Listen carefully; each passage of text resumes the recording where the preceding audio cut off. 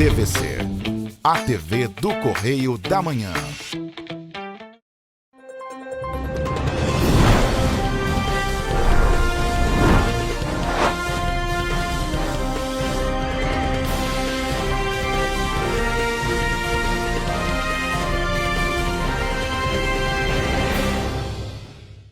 Olá, boa tarde. Começa agora mais uma edição do Correio Petropolitano Debate, nesta sexta-feira, dia 13 de março.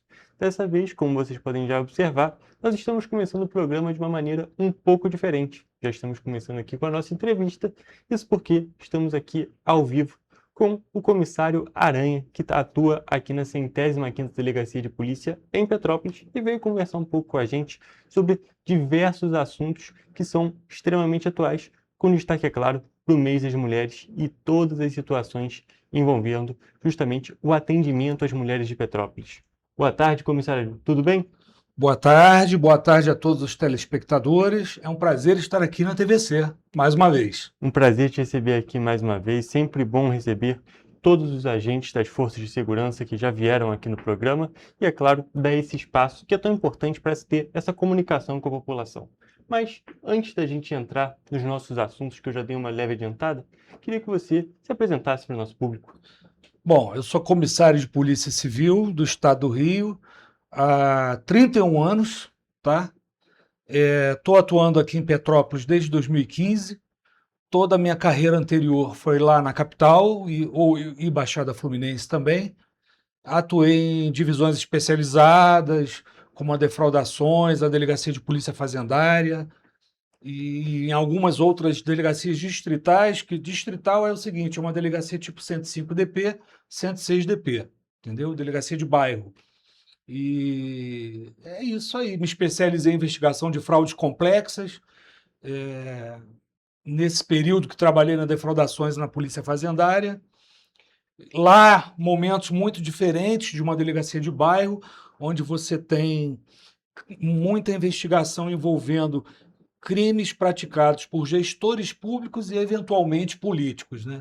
Um tema complexo, que são investigações diferenciadas, pesadas, exigem muito conhecimento técnico, e é isso aí. Mas eu estou em Petrópolis por escolha, vim morar na cidade, sempre quis vir aqui, morar em Petrópolis. Não me arrependo nem um pouco, é uma cidade realmente diferenciada. Perfeito, comissário. Realmente, Petrópolis é diferente. A gente sempre traz. O ar aqui é diferente, tem uma energia diferente. Cara, o ar é diferente, a coloração azul do céu, vocês podem acreditar nisso. A coloração azul do céu num dia bacana de sol é diferente. É tudo diferente. Então, realmente, a gente tem que valorizar aqui a nossa cidade com um exemplo de uma pessoa que veio de fora, né? Isso agrega bastante. Mas, comissário, agora começando de fato a nossa entrevista, hoje a gente veio, é claro, falar sobre diversos tópicos, mas o principal deles é justamente o que envolve esse mês das mulheres que está sendo comemorado agora em março. E a gente, é claro, tem que dar destaque para a atuação da polícia em apoio às mulheres. A gente destaca, é claro, que ainda não temos aqui em Petrópolis uma DEAN, uma delegacia de atendimento à mulher, mas que já foi determinada a instalação nesse ano de 2026. Mas antes de acontecer essa instalação, é importante a gente entender como é que funciona esse atendimento. Então é justamente essa a nossa primeira pergunta. Como que as mulheres são atendidas aqui no município de Petrópolis? Tá, vamos lá. O fluxo, mais ou menos, dos momentos emergenciais. Vamos falar dois momentos. O emergencial é quando a mulher está sendo vítima naquele momento, né? Normalmente ela liga para a PM 190, tá? Pede apoio de uma viatura, eventualmente a Polícia Militar pode chegar ao local. Se o autor estiver presente e comprovada a violência naquele momento, preso em flagrante, levado à delegacia de polícia. Se a Polícia Militar chega lá naquele primeiro atendimento e o autor evadiu, fugiu, tá? Mesmo assim, pega a mulher, leva à delegacia de polícia, onde nós temos lá um fluxo de atendimento que, como você disse, nós não temos ainda uma DEAN em Petrópolis, tá?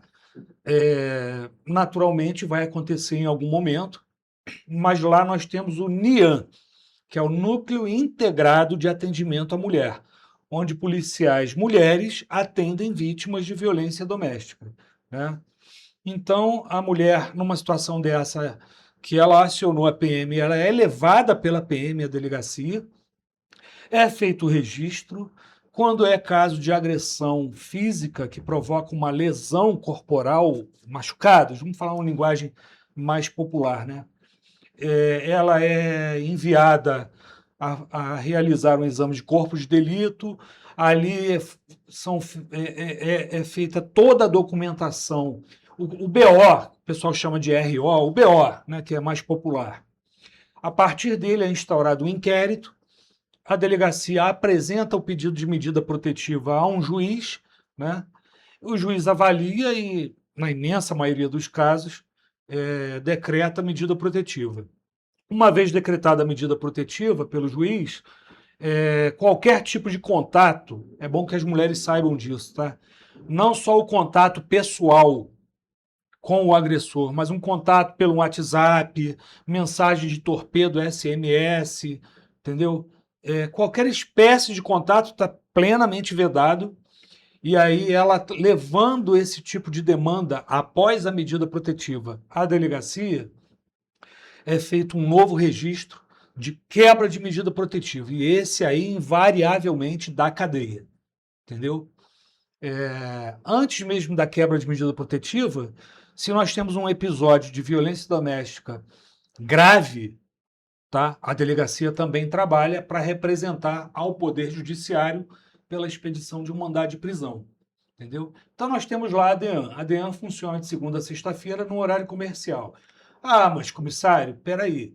E se eu for vítima de violência doméstica num feriado, no final de semana? Vá à delegacia mesmo assim. O plantão vai te atender com 100% de eficiência, porque o plantão também está preparado para realizar esse atendimento, entendeu? E é interessante mencionar um outro papel da PM e também da Guarda Civil Metropolitana, a Guarda Municipal, que é o pós-atendimento à delegacia, né? O que acontece? Tanto a Guarda Civil quanto a PM têm o serviço de patrulha da Maria da Penha. O que é isso? É um serviço que eles têm de apoio a essa mulher. Eles, inclusive, ficam vigiando esporadicamente, monitorando, acompanhando, ligam para a mulher vítima de violência, saber como é que estão as coisas, se o agressor entrou em contato, se quebrou a medida protetiva, entendeu?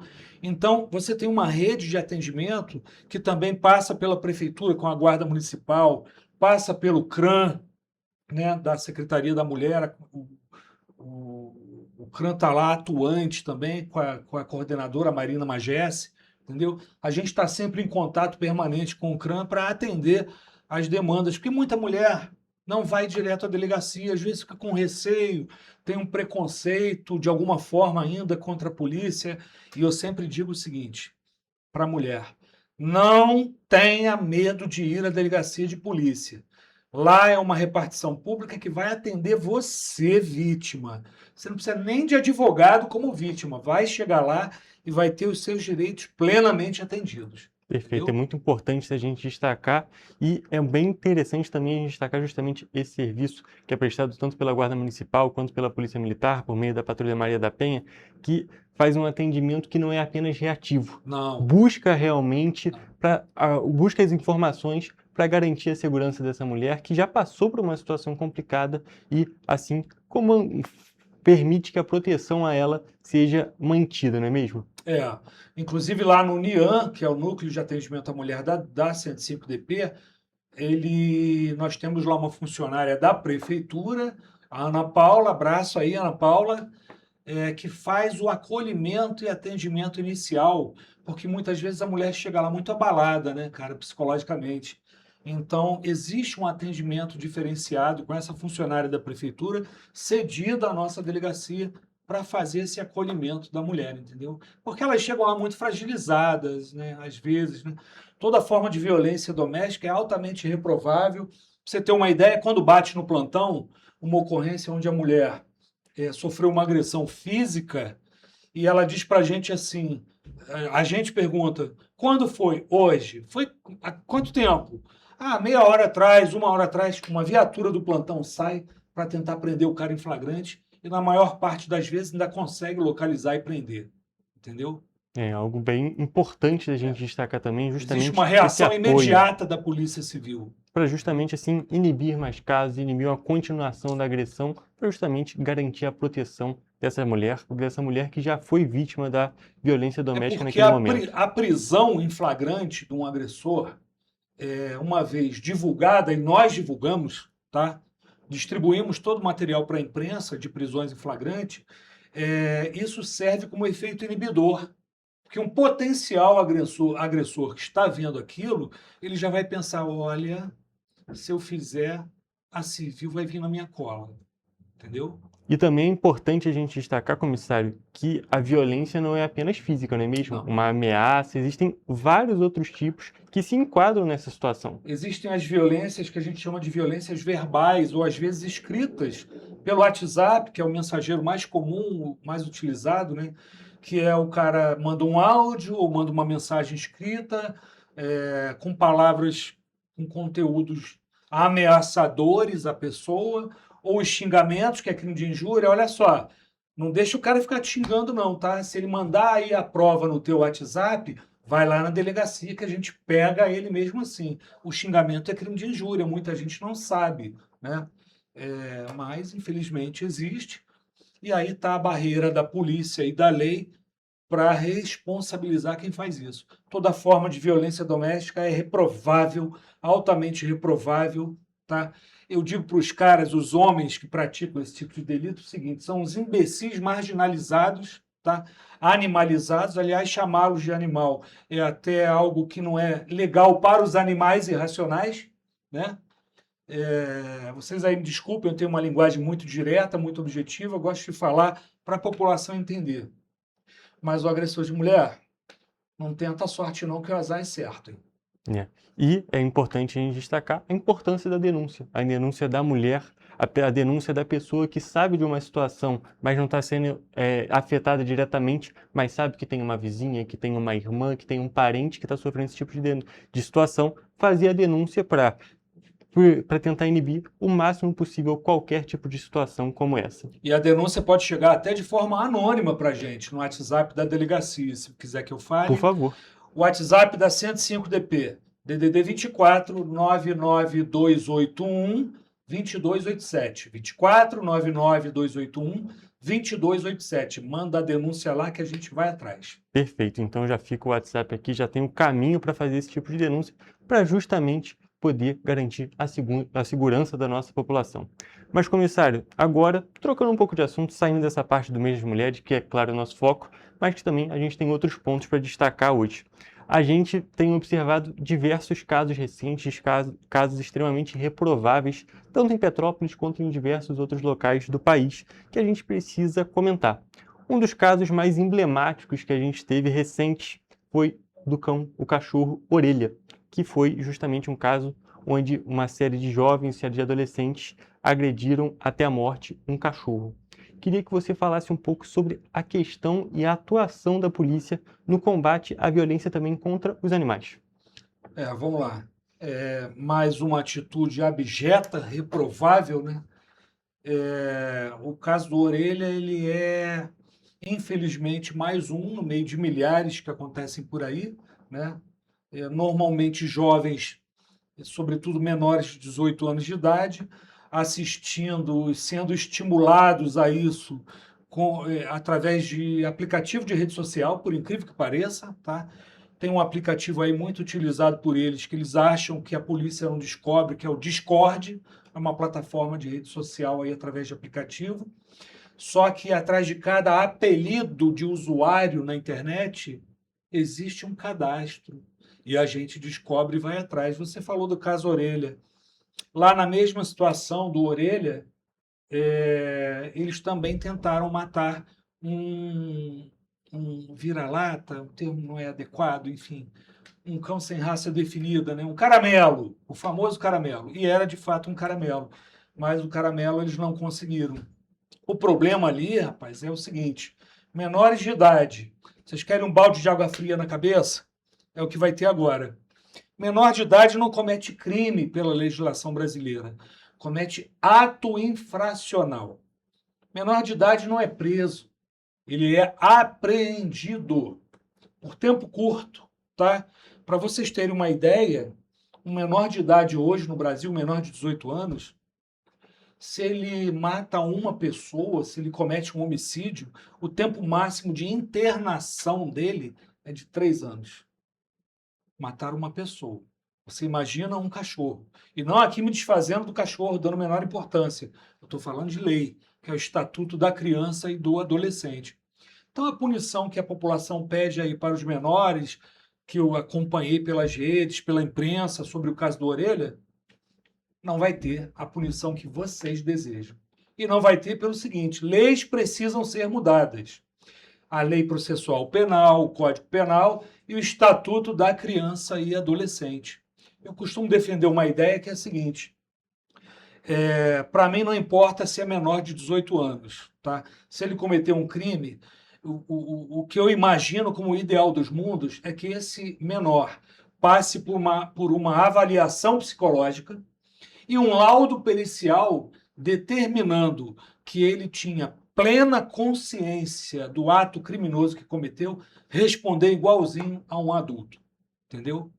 Então, infelizmente, a gente passa por governos aí de vários matizes ideológicos, tanto de um lado quanto de outro, e essas legislações, Estatuto da Criança e Adolescente, Código Penal, Código de Processo Penal, Lei de Execução Penal, não tem governo que resolva isso. Governo federal, porque são deputados federais e senadores que podem aprovar leis mais severas na área criminal.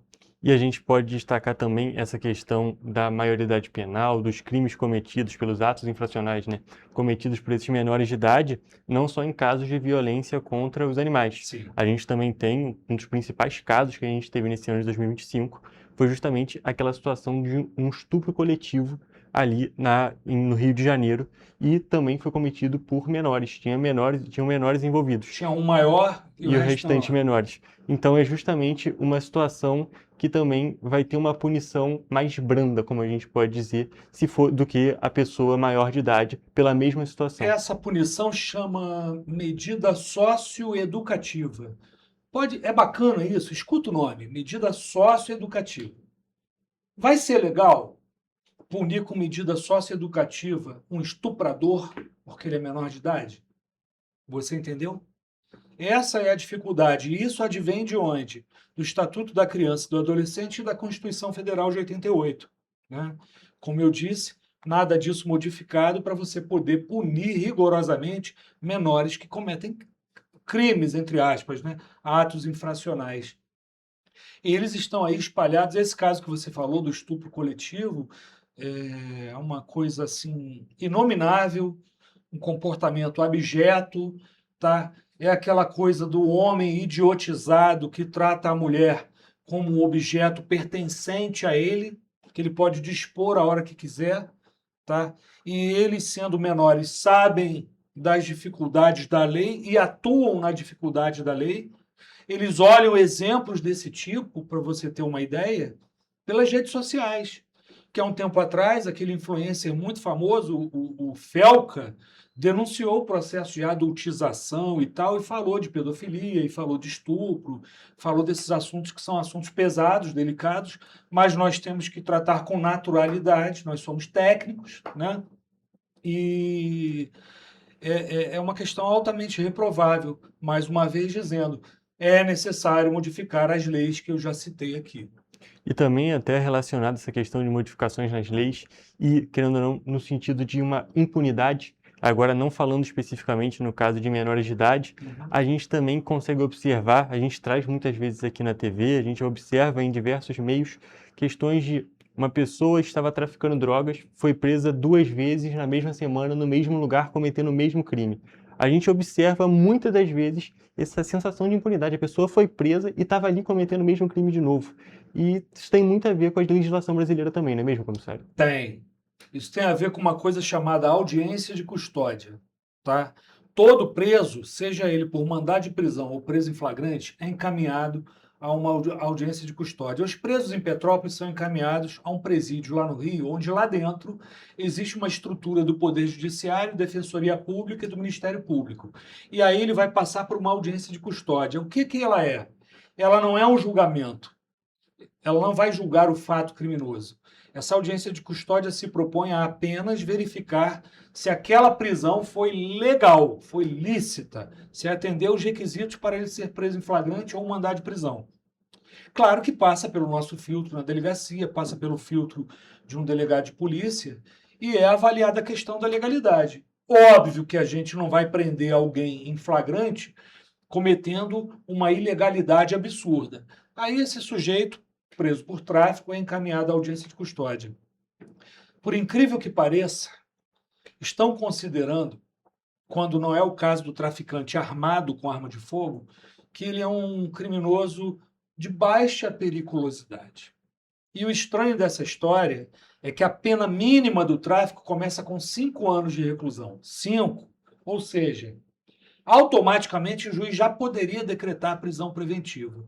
Mas existe um ideal, no ideário jurídico, no meio legalista aí do país, uma ideia de que o desencarceramento é necessário. Sim, o desencarceramento é necessário.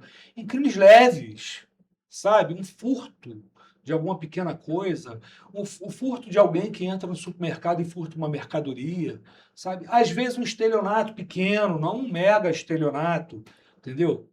Existem crimes leves, tá? Um crime de dano, por exemplo, que é até afiançável, ou seja, paga-se fiança e quando o sujeito não paga a fiança, vai para a audiência de custódia. O cara danificou algum bem seu, por exemplo, tá? Quebrou o vidro do teu carro de propósito, crime de dano. Existem crimes que você realmente pode monitorar o cara e deixar o cara responder solto. Não há necessidade de colocar o cara dentro de um presídio trancado com presos muito mais perigosos, entendeu? Mas esse prende e solta traz situações esdrúxulas de alguém que já foi preso mais de 100 vezes, é preso pela 100ª vez, vai para a audiência de custódia e mais uma vez é solto, entendeu? Então, você tem aí, a meu ver, um problema de avaliação dessa situação. Qual é o interesse coletivo diante de um criminoso? Mantê-lo preso, óbvio, né? Mas a prisão no Brasil ela é tida como uma medida educativa, de ressocialização, quando lá fora, em países civilizados, tá, a prisão de alguém é uma medida restritiva de liberdade. Ela é pensada como castigo. Sabe o cantinho do castigo, o cantinho do pensamento? É assim que é lá fora. É muito importante a gente entender sobre essas situações para justamente evitar situações como essa. A gente tem que realmente avançar em muitos pontos para que a gente consiga ter uma sociedade um pouco mais justa, uma sociedade que as coisas sejam realmente pagas, vamos dizer assim, a pessoa pagar pelo que ela cometeu. A questão da ressocialização é importantíssima, Claro. mas tem que ser feita de uma maneira progressiva. Não adianta a pessoa ser presa e ser ressocializada no mesmo momento. Tem que ser realmente, a pessoa tem que pagar pelo que ela fez e depois tem um processo de ressocialização. Tem todo um aspecto que é muito importante, mas precisa ser feito da maneira correta para ser efetivo, porque senão não adianta nada. Você quer ver um problema? Você falou de a pessoa pagar pelo que ela fez, é cumprimento de pena. Tá? Nós temos um problema que nenhum político a nível nacional, Congresso Nacional, anda tocando nesse tema. Lei de execução penal.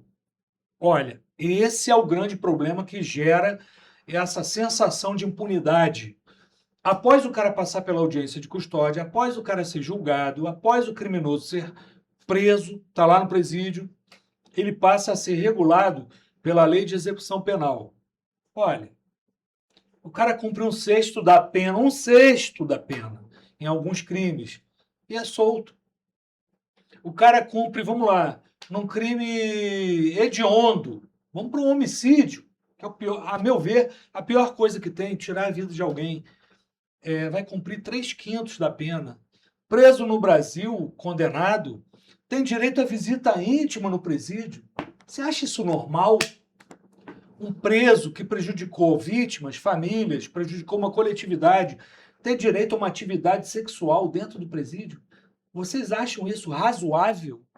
Não está na hora da população se levantar e cobrar dos seus parlamentares, que esse ano tem eleição para deputado federal e senador. Preste atenção nisso.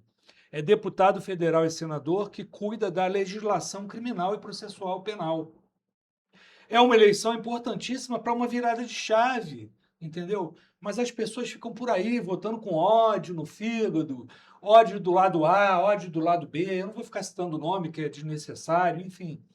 Quando, na verdade, o que me parece é que o modelo que está aí quer mesmo que a população fique dividida. E a população tinha que estar unida para conseguir reverter esse quadro todo de impunidade.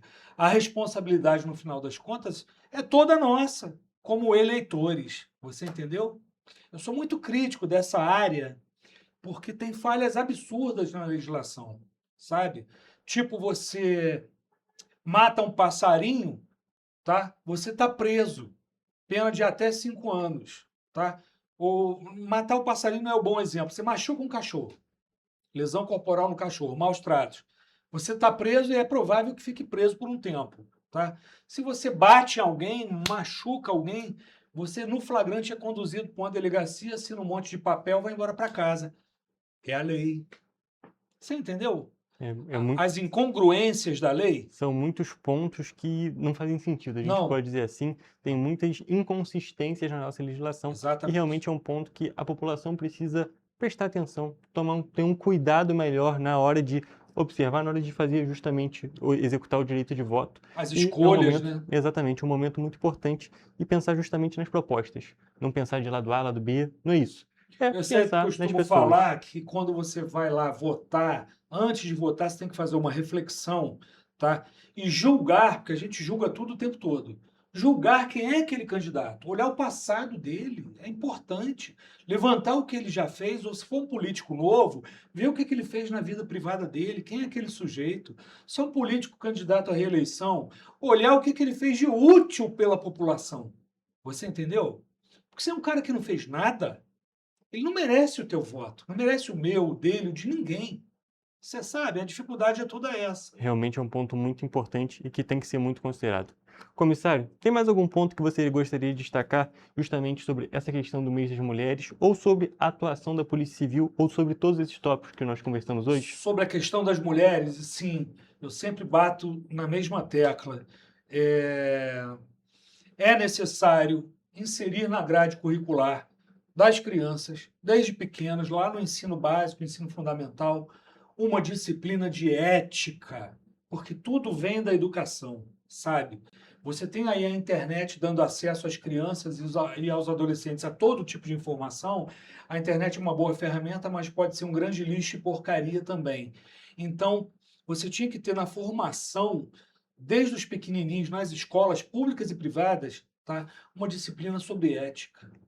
Ensinar aquela criança, que é o mais importante, aquele cérebro está ali, verdadeira esponja, absorvendo tudo, conceitos da ética, conceitos da filosofia, conceitos para a vida.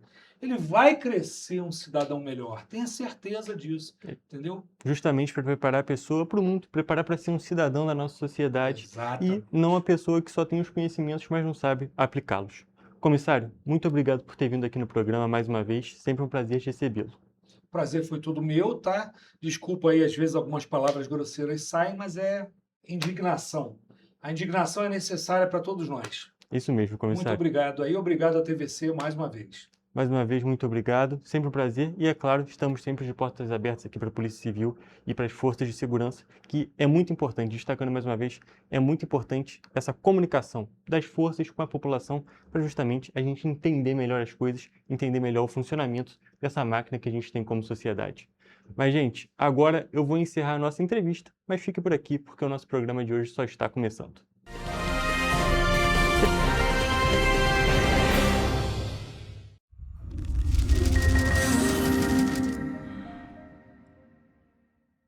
O grupo de jornais que mais cresceu no Brasil apostou na força do impresso e no jornalismo direito.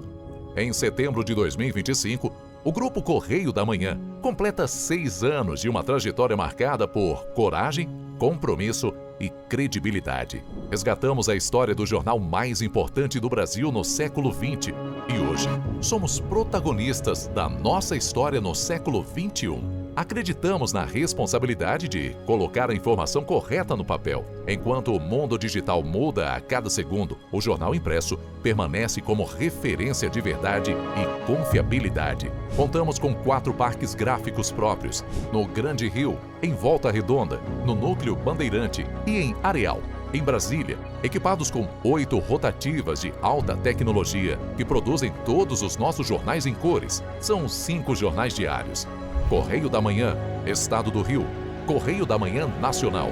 Correio Sul-Fluminense. Correio Petropolitano. Correio da Manhã Distrito Federal. E o grupo Vai Além. Abriga o tradicional Jornal da Barra, com 35 anos de história, a lendária revista O Cruzeiro e o Jornal de Turismo, publicado há 59 anos. Na área eletrônica, temos a TVC, TV Correio da Manhã, no ar há 24 anos pelo canal 16 de Petrópolis, com estúdios também no Rio de Janeiro e em Brasília. Crescemos com uma missão clara: levar ao leitor uma informação verdadeira. É o jornalismo direto e direito. O jornal que respeita a política e é respeitado pelos políticos. Nossas páginas e plataformas reúnem um time de jornalistas e colunistas de peso: Fernando Molica, Rodolfo Lago, Thales Faria, Cláudio Magnavita, Ricardo Cravo Albim, Rui Castro, Alexandre Garcia, Aristóteles Drummond, entre outros nomes que ajudam a construir a credibilidade da nossa marca. São 4 redações integradas e um conteúdo cada vez mais ampliado no meio digital. Grupo Correio da Manhã. Informação com tanta credibilidade que é impressa todos os dias.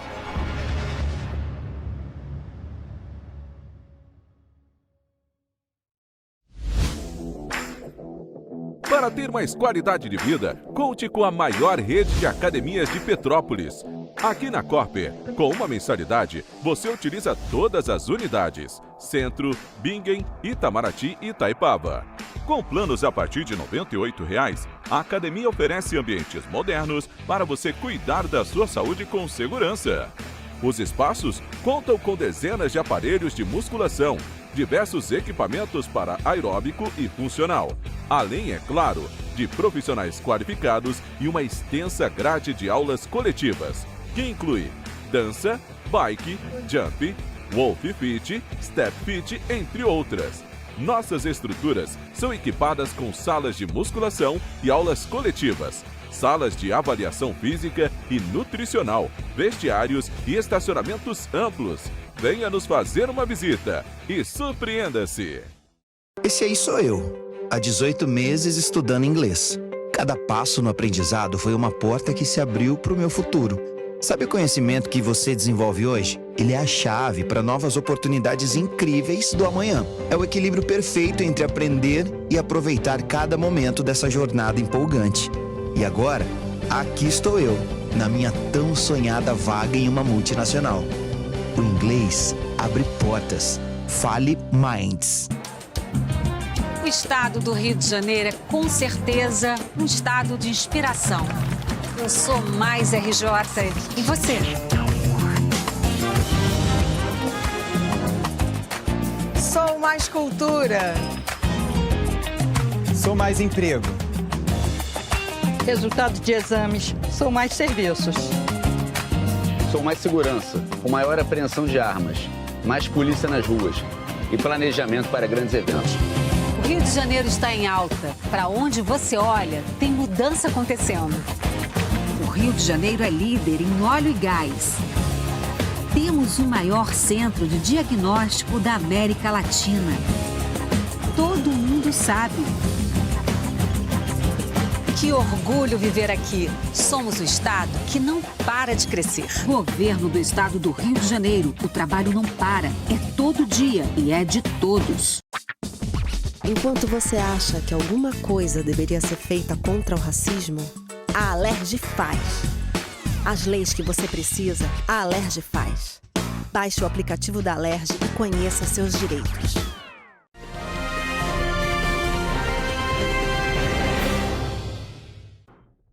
Estamos de volta e olha só, gente, como eu trouxe para vocês na edição de ontem, a queda de uma árvore interrompeu parte do trânsito no centro de Petrópolis.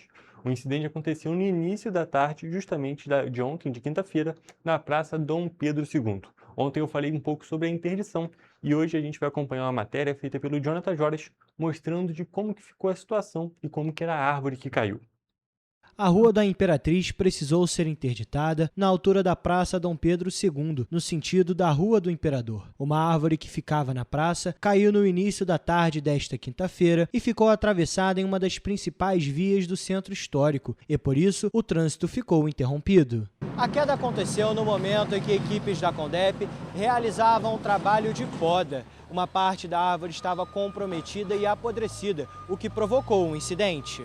O corretor de imóveis Paulo César Cruz passava pela região e se deparou com a árvore na pista. A cidade hoje está com muitas árvores contaminadas com esse risco de cair, não só no centro da cidade, mas também nas vias principais, né, dos bairros. Então esse risco corremos, né, e acho que alguma coisa tem que realmente ser feita, uma vistoria melhor e retirar aquelas que não tem vida mais, né? A radiologista Fernanda Camargo estava na Praça Dom Pedro durante a remoção da árvore. Segundo ela, por Petrópolis ser uma cidade com muitas árvores, é preciso ter um cuidado ainda maior com a manutenção. Então, a questão não acredito que seja da árvore estar podre, da falta de uma manutenção do meio ambiente ou órgão competente que seja responsável por isso, para prevenir que a árvore apodreça, fazendo esse cuidado, essa manutenção, né, das árvores. Equipes da Condep, Guarda Civil Municipal e CPTrans atuaram na ocorrência, com o objetivo de organizar o tráfego de veículos na região. A concessionária Enel também foi acionada, visto que a queda da árvore interrompeu o fornecimento de energia elétrica de parte da Rua da Imperatriz. De acordo com o Sindicato das Empresas de Ônibus de Petrópolis, o Cetranspetro, todas as linhas dos coletivos que passam pelo trecho sentido centro sofreram alterações no itinerário. O ponto de ônibus chegou a ser temporariamente transferido para o antigo fórum na Rua do Imperador.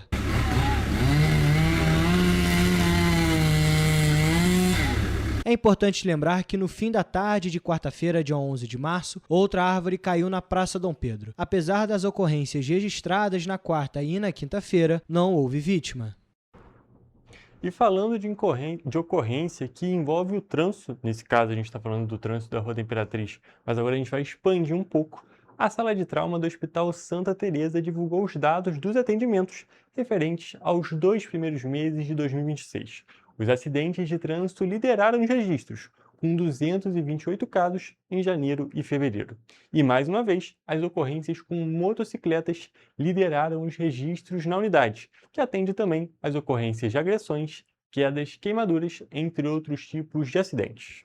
A sala de trauma do Hospital Santa Teresa é referência no atendimento de urgência em Petrópolis, recebendo pacientes tanto pelo SUS quanto por convênios de saúde. Muitas das vítimas de acidentes de trânsito são levadas para o local pelo SAMU ou pelo Corpo de Bombeiros. Em janeiro de 2026, foram registrados 114 atendimentos relacionados a acidentes de trânsito. Desse total, 64 envolveram motocicletas, 40 carros e 10 casos foram de atropelamentos. Os dados também mostram que a maior parte dos atendimentos continua sendo realizada pelo Sistema Único de Saúde.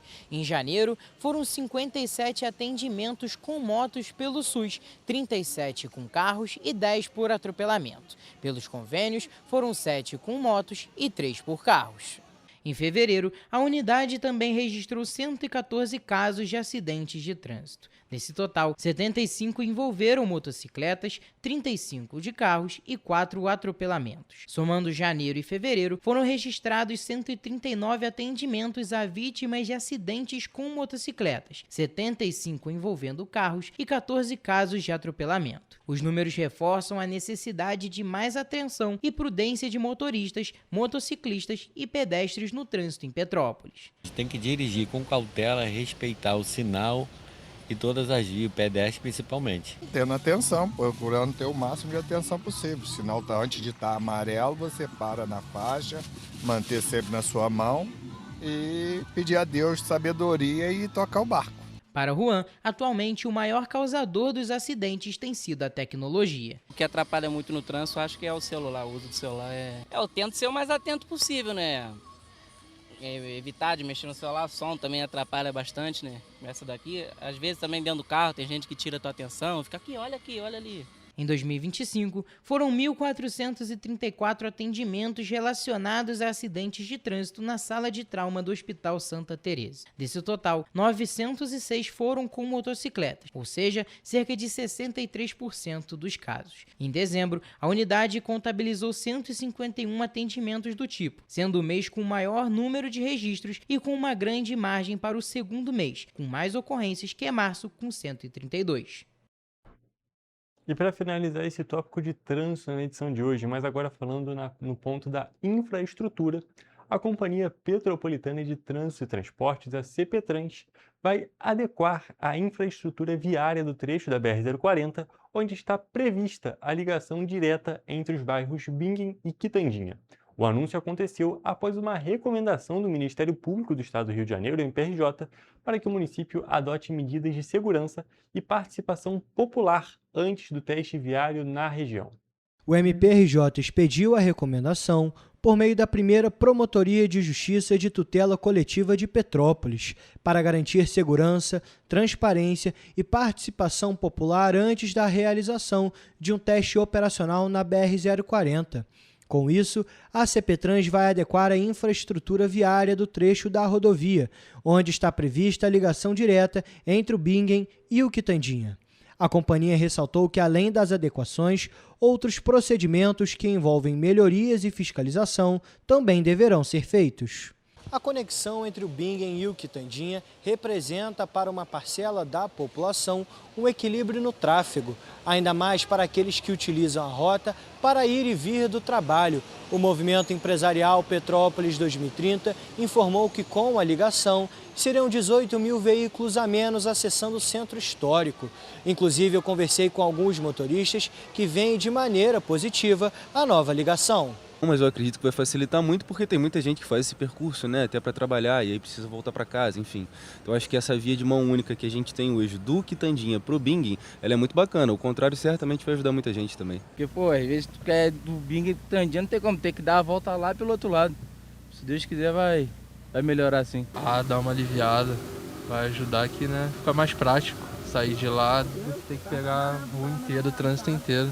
De acordo com o documento expedido pelo Ministério Público, a nova faixa pode afetar diretamente as comunidades no entorno, especialmente o Amazonas e o Parque São Vicente. O Ministério Público ressaltou a necessidade de respeitar os direitos dos moradores ligados à mobilidade urbana segura, à infraestrutura adequada e ao bem-estar coletivo. Diante do exposto, o Executivo, por meio da CPTrans, informou que já vem conduzindo um diálogo permanente com a população e acompanhamento dos órgãos de controle, e explicou que o plano de implementação da ligação Bingen-Quitandinha prevê um conjunto de ações voltadas para a segurança e para a organização do trânsito. Para o taxista Marco Antônio Vieira, a ligação vai desafogar o trânsito. Pelo menos, com certeza, pelo menos naquela redondeza ali quem vem para o centro, Monte Caseiro, Hospital Santa Teresa, vai melhorar bastante, que aí, em vez do pessoal vir, né, o fluxo vir todo para cá, por ali, muita gente que vai para o lado de lá vai sair por ali mesmo, já vai facilitar.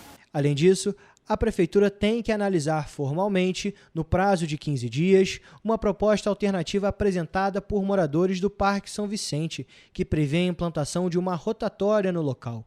Segundo o MP, caso os estudos indiquem que a inversão de faixa é inviável, a CPTrans deve comunicar oficialmente a desistência da medida e apresentar os resultados. A companhia destacou que a fase experimental tem o objetivo de permitir a avaliação técnica do funcionamento da medida em condições reais de tráfego, com acompanhamento permanente das equipes de trânsito. E agora, mudando de assunto, mas ainda falando de infraestrutura, o governo do estado iniciou obras de requalificação urbana e implementação de drenagem em uma área afetada por deslizamento, na realidade, na rua Bartolomeu Sodré, no bairro Caxambu, aqui em Petrópolis.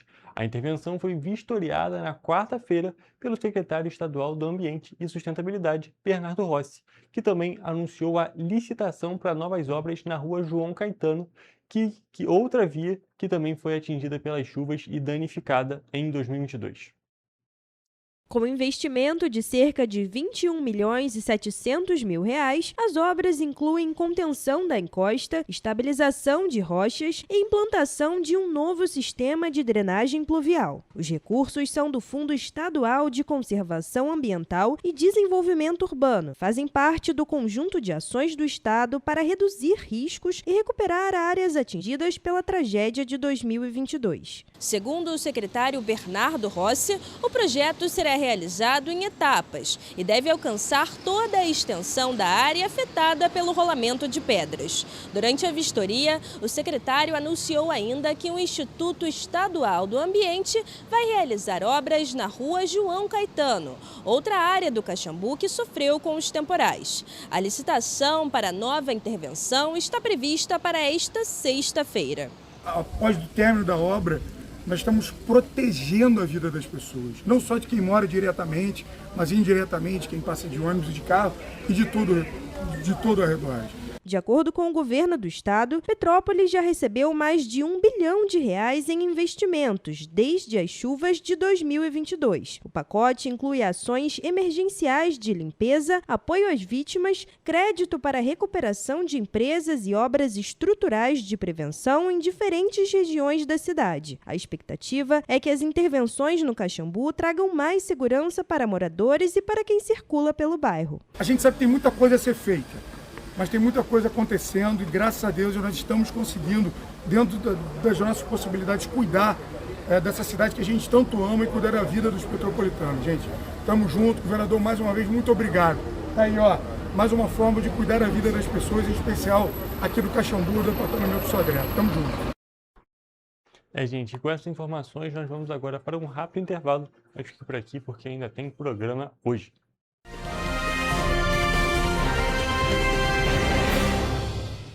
Petrópolis, uma cidade histórica, que agora tem um novo ponto de conexão.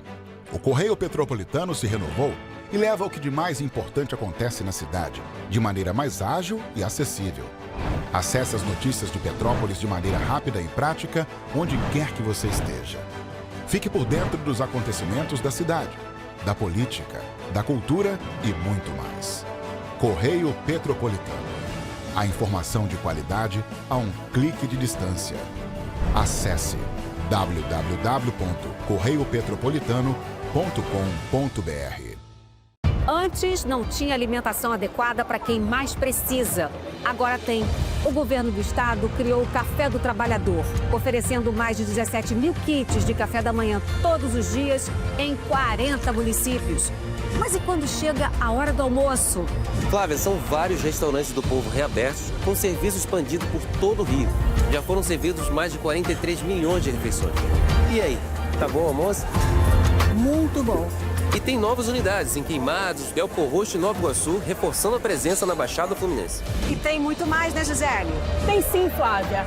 Antes, tinha muita gente sem alimentação adequada. E com o RJ Alimenta, o governo do estado distribui 8 mil quentinhas todos os dias de café da manhã, almoço e sopa em todas as unidades.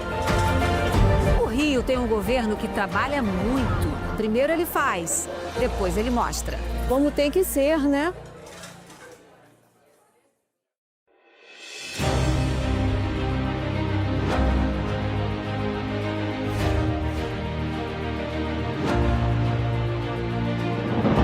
Não é jornalismo de direita, é jornalismo direito. Correio Petropolitano. Tudo que seu jornal não deveria ter deixado de ser. Todos os dias, em uma banca perto de você.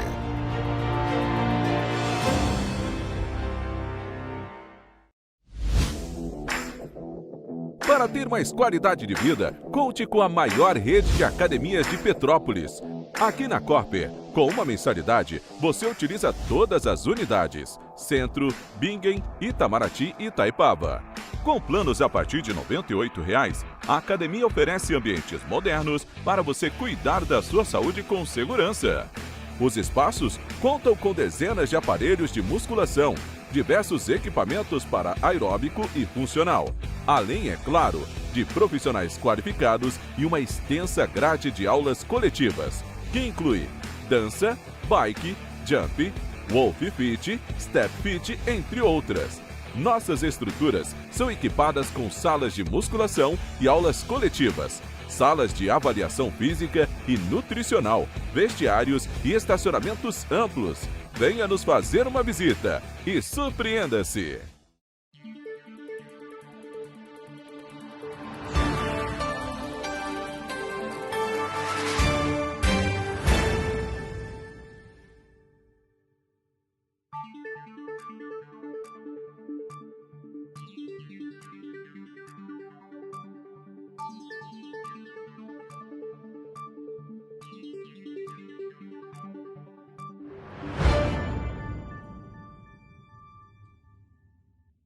Ensinar inglês na pré-adolescência exige diferentes estímulos no aluno. O curso Kids and Teens da Minds conta com professores especializados que abordam o inglês de maneira lúdica e objetiva. Através de 4 módulos, conduzimos os alunos de 9 a 14 anos do nível básico para o avançado, oferecendo total segurança na hora de se comunicar e argumentar em inglês, inclusive ser capaz de realizar futuros exames de certificação. Na Minds English School, você aprende o inglês que te leva longe.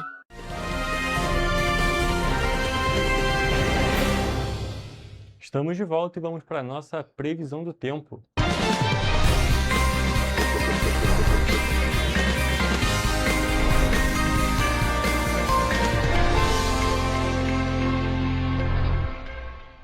Olha só, gente, hoje é sexta-feira e, é claro, está na hora daquela nossa previsão do tempo, que é uma das mais aguardadas da semana, a previsão do tempo para o fim de semana, para o sábado e para o domingo. Previsão, a segunda ali no meu ranking, só não é mais aguardada do que a de ontem, a para sexta-feira. Mas olha só, gente, antes da nossa previsão do tempo, queria só fazer um pequeno comentário.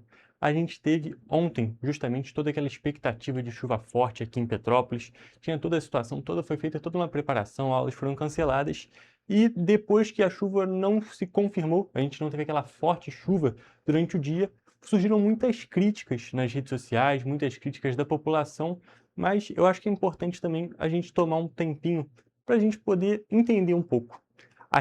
Todo aquele aviso, todo aquele alarde que foi feito pela Defesa Civil, pela Prefeitura de Petrópolis, foi justamente uma ação de prevenção, para evitar que as pessoas ficassem nas ruas, para evitar que as pessoas se colocassem em situações que poderiam ser de risco, caso a chuva se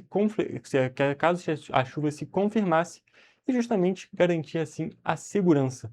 Então, é só para tomar um tempinho, só para as pessoas refletirem, para pensar justamente que é melhor ter tido toda uma preparação, todas as situações desnecessárias, para que, caso fosse necessário, a gente já estivesse preparado. Só um pequeno comentário aqui, porque é algo que surge muito na rede social, mas que a gente também tem que entender o do outro lado, entender justamente essa preparação. Mas, com isso passado, agora sim a gente vai para a nossa previsão do tempo para o fim de semana, porque já estamos aqui ao vivo com a Evelyn Carvalhais, que vai trazer para a gente as informações climáticas e meteorológicas. Boa tarde, Evelyn, tudo bem? Como é que fica o tempo neste sábado e domingo aqui nas cidades da nossa região de cobertura? Boa tarde, Hugo. Boa tarde a todos que estão nos acompanhando. Como você falou, a chuva não veio da forma que nós esperávamos, mas eu já adianto aqui que a previsão do tempo para o fim de semana continua sendo de chuva. Então, esse alerta aí se estende para as pessoas prestarem atenção nos alertas da Defesa Civil, ficarem ligadas se vai chover, se realmente tem necessidade de sair de casa, porque esse alerta se mantém. A chuva não caiu ontem, na quinta-feira, mas ainda tem previsão de chuva para o final de semana, então o cenário ainda é de incerteza, ainda é um cenário estável e que sim exige atenção. E bom, como de costume, começando a nossa previsão do tempo por Nova Friburgo, o sábado na cidade será de sol com algumas nuvens. Além disso, chove rápido durante o dia e também à noite, e as temperaturas variam entre mínima de 17 e máxima de 24 graus. A previsão para o domingo é de sol com muitas nuvens e pode ocorrer pancadas de chuva à tarde e à noite. Os termômetros variam entre mínima de 16 e máxima de 26 graus. E o sábado em Teresópolis seguirá essa mesma tendência. O dia será de sol com algumas nuvens e pode chover rápido. Os termômetros variam entre mínima de 18 e máxima de 24 graus. Já o domingo será de sol com algumas nuvens e chuva passageira. À noite, muitas nuvens, mas o tempo fica firme. As temperaturas podem variar entre mínima mínima de 17 e máxima de 26 graus. E aqui em Petrópolis, a previsão do tempo para sábado é de sol com algumas nuvens e chuva passageira. À noite, muitas nuvens, mas o tempo também fica firme. E os termômetros vão variar entre mínima de 17 e máxima de 23 graus. Já o domingo será um dia de sol com aumento de nuvens. Além disso, pode ocorrer pancadas de chuva à tarde. À noite, muitas nuvens, mas sem chuva. E as temperaturas variam entre mínima de 17 e máxima de 25 graus. Então, aqui na região serrana é mais ou menos a mesma tendência em relação à temperatura. E agora, indo para a região centro-sul do estado, em Paraíba do Sul, a previsão do tempo para sábado é de sol, com pancadas de chuva de manhã e muitas nuvens à tarde. À noite, o tempo fica firme e as temperaturas podem variar entre mínima de 20 e máxima de 29 graus. O domingo seguirá essa tendência e será um dia de sol com algumas nuvens e chuva passageira. À noite, haverá muitas nuvens, mas o tempo fica firme. E nesse caso, os termômetros vão variar entre mínima de 19 e máxima de 30 graus. E para finalizar a nossa previsão do tempo para o fim de semana, em 3 dias o dia será de sol com algumas nuvens e pode chover rápido durante o dia e a noite. Os termômetros vão variar entre mínima de 19 e máxima de 30 graus. E no domingo, a previsão indica um dia de sol com algumas nuvens e chuva passageira. À noite, muitas nuvens, mas o tempo fica firme. E as temperaturas para o domingo variam entre mínima de 18 e máxima de 30 graus. Então, nessa região aí centro-sul, as temperaturas costumam estar mais elevadas, nada diferente do que a gente já acompanha aqui, mas a previsão para todas as cidades da nossa região de cobertura segue mais ou menos a mesma tendência. Chuva passageira, sol entre nuvens, é o que a gente estava dizendo lá no início. A previsão de chuva permanece, então devemos continuar em alerta. Exatamente, Evelyn. É claro, lembrar daqueles 2 números, 193 para falar com o Corpo de Bombeiros e 199 para falar com a Defesa Civil em caso de qualquer tipo de emergência. E é claro, a gente também destaca que a gente observou uma pequena elevação nas temperaturas aqui em todas as cidades da nossa região de cobertura, principalmente no domingo. Evelyn, muito obrigado pelas suas informações e agora eu encerro tanto a nossa previsão do tempo quanto a nossa edição de hoje do Correio Petropolitano Debate. Até a próxima e muito obrigado pela sua audiência.